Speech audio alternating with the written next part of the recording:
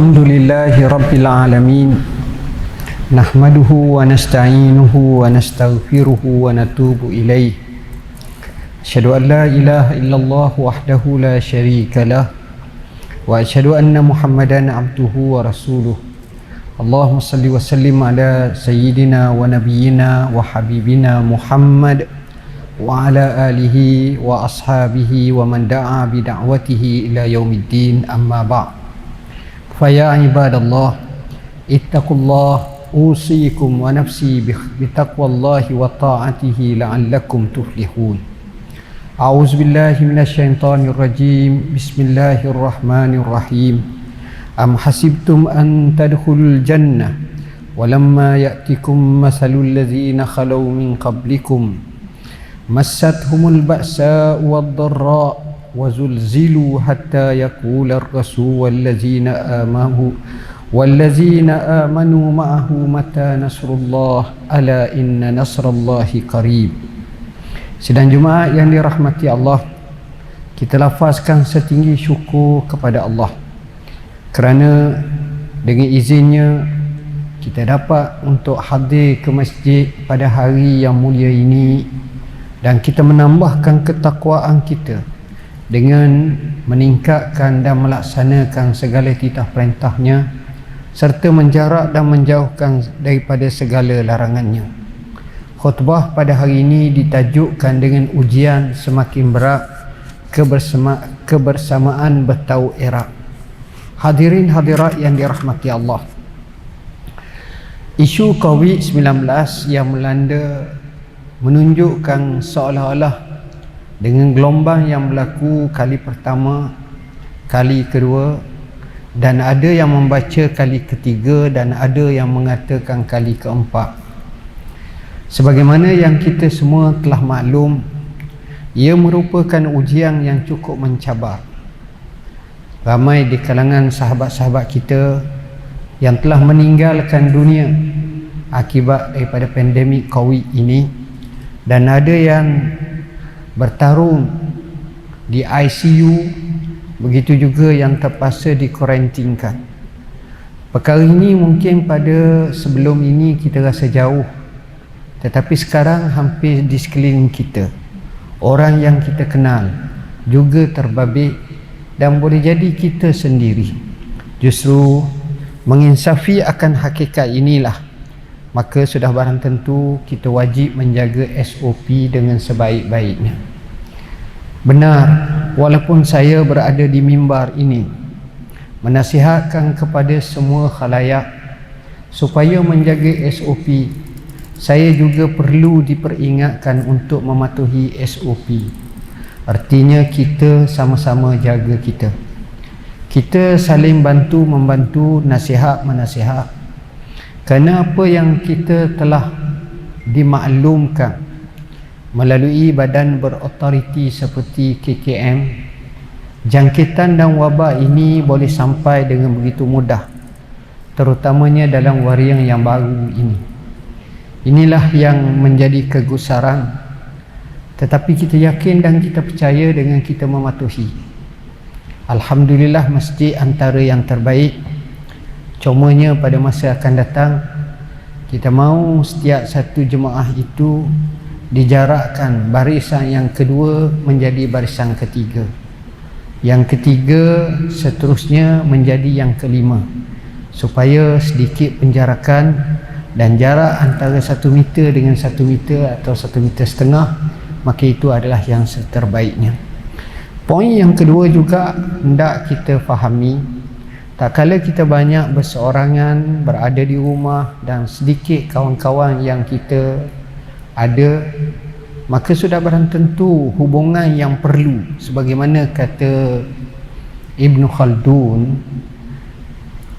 manusia ni adalah insanun ijtimai. Apa makna? Manusia ni dia tak boleh duduk seorang, dia mesti kena ada kawan. Salah satu nama inas itu dengan maksud dia jinak, dia mudah mesra, dia perlu kepada kawan. Dan inilah sunnatullah yang Allah jadikan. Inna khalaqnakum min zakarin wa unsa wa ja'alnakum syu'uban wa qabaila lita'arafu. Jadi bila kita tengok hakikat seperti itu, makanya penggantian perhubungan itu diteruskan. Kalau dulu mengambil tempoh yang lama kerana melalui risalah, melalui surat warkah yang dihantar. Tetapi sekarang dengan teknologi terkini, cukup dengan WhatsApp, melalui mesej, melalui Twitter, melalui Insta dan lain-lain lagi yang boleh sampai tak kurang daripada 2 saat atau 1 saat. Kalau line clear, okey, cepat. Maka di situ keamanahan kita. Pertama, bagaimana kita menyusun atur, bagaimana kita menulis. Kerana kadang-kadang apa yang kita tulis, apa yang kita hantar disalah fahami dan orang faham dalam bentuk yang lain kerana sifatnya tauriah. Dalam arti kata lain mempunyai 2 atau 3 maksud, dan ini membuka ruang untuk tafsiran-tafsiran yang bersifat negatif. Keduanya, sebagaimana yang kita tahu, bila kita terima satu-satu berita, maka menjadi adab kepada kita untuk kita tabayun dahulu dan kita perhatikan berita itu adakah benar atau tidak. Bukan terus forward sehingga menjadi gundah gelana dalam keadaan yang tidak stabil, perasaan berkecamuk. Pujangga menyatakan, in kunta nakilan fa'alaika bitashih wa in kunta mudda'iyan fa'alaika biddalil. Kalau kamu nak menukilkan mana-mana maklumat, maka hendaklah mentasahihkan dahulu, betul ke tidak. Dan jika sekiranya kamu nak buat sebarang dakwaan, datangkan dalil dan hujah. Hatu burhanakum, sila datang hujah kamu, in kuntum sadiqin, kalau kamu sebenarnya orang yang benar. Justru dalam kita berinteraksi dengan internet, dengan capaian-capaian aplikasi yang kami sebutkan tadi, amat wajar untuk kita berhati-hati. Kerana itu Rasulullah SAW mengajar kepada kita 1400 tahun dulu siapa orang Islam sebenar. Nabi telah bagi tahu, Nabi telah war-warkan. Tetapi dengan logik, dengan teknologi terbaru ini, kita menyatakan sadaqa Rasulullah sallallahu alaihi wasallam, benarlah Rasulullah. Apa Nabi sebut? Al-Muslim man salimal muslimuna min lisanihi wa yadihi. Hadis ni pendek, hadis sahih, boleh tengok dalam kutub sittah. Maksudnya orang Islam yang sebenar ialah semua orang Islam lain akan selamat daripada tangannya, daripada lidahnya, daripada tangannya. Para ulama menyatakan orang Islam yang sebenar, kalau dia pergi kat orang, dia tak datang benda jadi orang takut habis. Mari kat ugut semua. Kata orang mari kat dia, masalah je. Oh, berat dah kau ni, padang dah kau ni. Tengok Nabi, orang sakit teruk, dia temu, dah baksa tuhurung insya-Allah. Dia beri harapan. Tak apa. Semoga ianya menjadi penyembuh ataupun membawa penawar atau membawa kebaikan kepada seorang. Itu cara orang Islam. Kenapa nak selamat ni daripada apa? Memang banyak untuk dimaksiatkan, dikatakan, tapi Nabi sebut 2 faktor besar. Pertama, lidah. Lidah ni didahulukan sebab lidah ni boleh jarak jauh. Mana kita nak kata orang kat Amerika pun boleh, nak kata orang kat Kanada pun boleh, Burkina Faso pun boleh, Jepun pun boleh. Sebab cakap ni, ucapan ni boleh semua sekali. Dan yang kedua, Nabi sebut dengan tangan. Tangan ni sebab jarak nak tumbuk orang, nak sepak orang, nak kita kata ambil barang orang tu mesti kena dekat. Payah sikit, itu lambat sikit. Tetapi zaman moden ni dengan tangan duk WhatsApp, hak jauh pun boleh dekat lah. Oleh kerana itu amat wajar kita sentiasa memuhasabah dan tengok betul-betul, kerana bersimpang siur dalam kehidupan kita, betapa banyaknya maklumat-maklumat yang tidak ditapis akhirnya dia hadam, sekalipun dia warak tapi mempunyai prasangka yang tidak baik. Maka di situ sebenarnya sikap dan sifat yang tidak dianjur dalam Islam. Poin yang terakhir sebagaimana yang telah ditulis dalam khutbah ini adalah isu berkenaan dengan Palestin. Walaupun apa yang disebut ini semangat, tapi saya nak nyatakan beberapa perkara. Pertama, walaupun kita telah terima pada hari ini berkenaan dengan perdamaian, tapi sejarah menunjukkan di zaman Nabi SAW yang mendamai itulah yang menceroboh perdamaian. Sebagaimana kisah Bani Quraizah, Bani Qainuqa, Bani Nadir di kota suci Madinah yang mewakili puak-puak Yahudi. Dan mereka ini biasa macam itu. Mereka yang buat, mereka yang langgar. Mereka yang kata, mereka yang ini. Ini menunjukkan betapa desperate-nya mereka. Betapa mereka tidak mempunyai jati diri untuk mereka terus menjadi seorang ataupun masyarakat atau bangsa yang asalnya Allah puji mereka. Ya Bani Israel azkuru ni'mati allati an'amtu alaikum wa anni faddaltukum alal alamin. Hai Bani Israel, ingatlah nikmatku yang aku kurniakan ke atas kamu, dan aku lebihkan kamu daripada ramai khalayak manusia seluruh dunia ini asalnya. Tapi tak kala mereka khianat.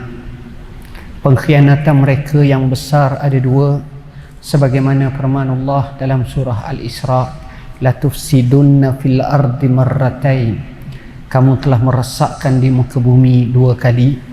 Dengan tafsiran para ulama mufassirin menafsirkan sama ada di zaman dahulu sebagaimana mereka membunuh para nabi mereka sendiri seperti Nabi Yahya, Nabi Zakaria, ataupun zaman Nabi Muhammad bagaimana mereka telah mencabuli perjanjian yang mereka sendiri meteri dengan Rasulullah SAW dan ada kehendak untuk membunuh Nabi, tapi Allah selamatkannya.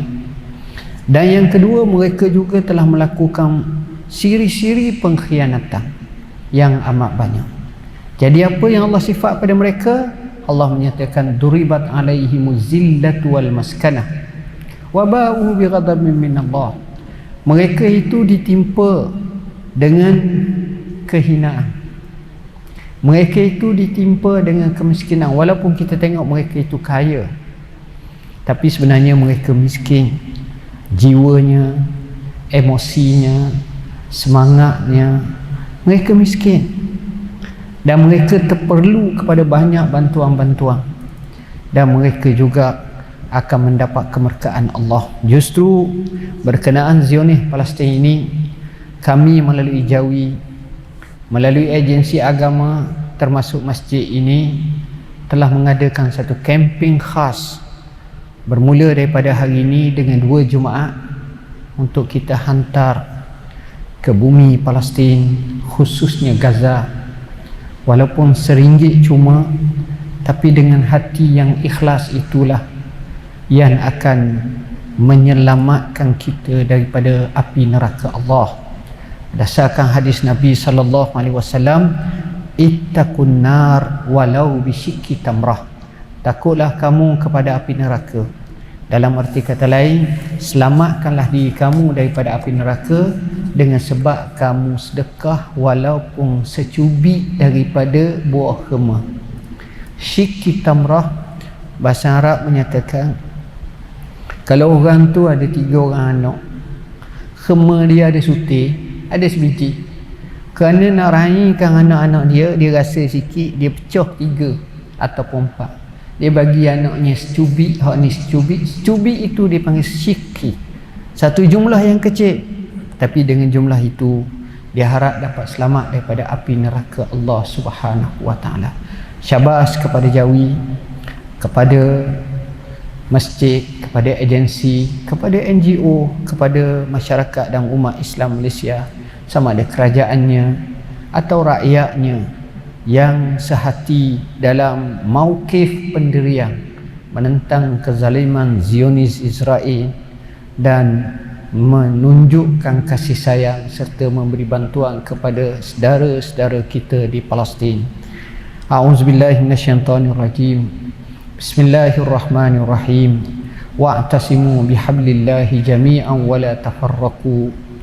Wazkuru ni'matallahi 'alaikum iz kuntum a'da'an fa'alafa baina qulubikum fa asbahtum bi ni'matihi ikhwana wa kuntum 'ala shafa hufratin minan nar fa'anqazakum minha kadzalika yubayyinullahu lakum ayatihi la'allakum tahtadun. Barakallahu li wa lakum wa nafa'ani wa iyyakum bima fihi minal ayati wadzikril hakim wa taqabbala minni wa minkum tilawatah innahu huwal ghafurur rahim.